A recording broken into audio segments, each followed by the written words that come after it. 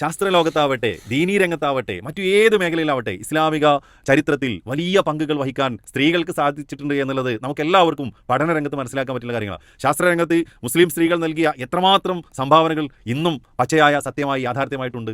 അതുപോലെ തന്നെ ദീനീ രംഗത്ത് റസൂൽ സല്ലല്ലാഹു അലൈഹി വസല്ലമയുടെ കാലം തൊട്ടുള്ള ചരിത്രങ്ങൾ പരിശോധിച്ചു കഴിഞ്ഞാൽ വനിതകൾ വഹിച്ച പങ്ക് എത്രമാത്രം വലുതാണ്. അപ്പോൾ ആധുനിക ഈ കാലഘട്ടത്തിൽ ജീവിക്കുമ്പോഴും നമ്മുടെ വീടുകളിലൊക്കെയുള്ള സ്ത്രീകൾ അവരുടെ സ്കില്ലുകൾ ആൻഡ് ആറ്റിറ്റ്യൂഡ് അതിനനുസരിച്ച് അവർ നേടിയ വിദ്യാഭ്യാസത്തിനനുസരിച്ച് കൊണ്ട് ചെയ്യാനും ഇടപെടാനും അതുപോലെ തന്നെ അവരെ കൊണ്ട് സമൂഹത്തിനും ഗുണം ലഭിക്കുന്ന ഒരുപാട് കാര്യങ്ങൾ ഏർപ്പെടാൻ സാധിക്കുമെന്നുള്ളതാണ്. അപ്പോൾ ആ ഒരു കാര്യം ഭർത്താക്കന്മാർ വീട്ടിലെ മറ്റു അംഗങ്ങൾ മനസ്സിലാക്കി ഇവർക്ക് കൊടുക്കേണ്ട അർഹമായ ഒരു സ്ഥാനവും അതുപോലെ തന്നെ അർഹമായൊരു ഇടവും കൊടുത്തു കഴിഞ്ഞാൽ ഇതുപോലെയുള്ള ദാമ്പത്യ വിവാഹമോചന ചിന്തകൾ കുടുംബത്തിൽ ഉണ്ടാവില്ല. മാത്രമല്ല വളരെ ഒരു പോസിറ്റീവായിട്ട് മുന്നോട്ട് പോകാൻ സാധിക്കുന്നു. ഇനി ഇതിൻ്റെ കൂടെ ഒരു ശാസ്ത്രീയമായൊരു കാര്യം കൂടി ഞാൻ സൂചിപ്പിക്കാൻ ഉദ്ദേശിക്കുന്നത്, ഇപ്പോൾ വിദ്യാഭ്യാസ മേഖലയിൽ നമ്മുടെ നാടുകളിൽ +2 തലം വരെ ഫ്രീ എഡ്യൂക്കേഷനാണ്.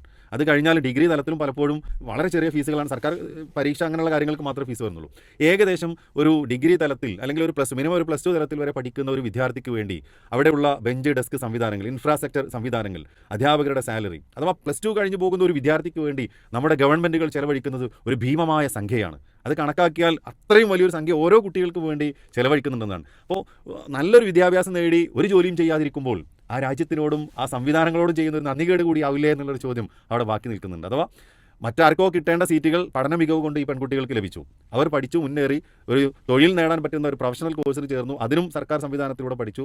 ഇത്രയും വളരെ ടൈറ്റായ ആ കോഴ്സിന് പഠനത്തിൻ്റെ പേരിൽ അല്ലെങ്കിൽ മെറിറ്റിൻ്റെ അടിസ്ഥാനത്തിൽ സ്ഥാനം ലഭിക്കുകയും പഠിക്കുകയും ചെയ്ത് അവർ സർട്ടിഫിക്കറ്റ് കരസ്ഥമാക്കി പിന്നീട് അവരെ പഠിച്ച ആ മേഖലയിൽ ജോലി ചെയ്യുന്നില്ല എന്ന് പറയുമ്പോൾ തീർച്ചയായും അവർക്ക് വേണ്ടി സർക്കാർ ചിലവഴിച്ച ആ സമ്പത്ത്, അത് സർക്കാരിൻ്റെ സമ്പത്ത് എന്ന് പറഞ്ഞാൽ പൊതുസമ്പത്ത് കൂടിയാണല്ലോ.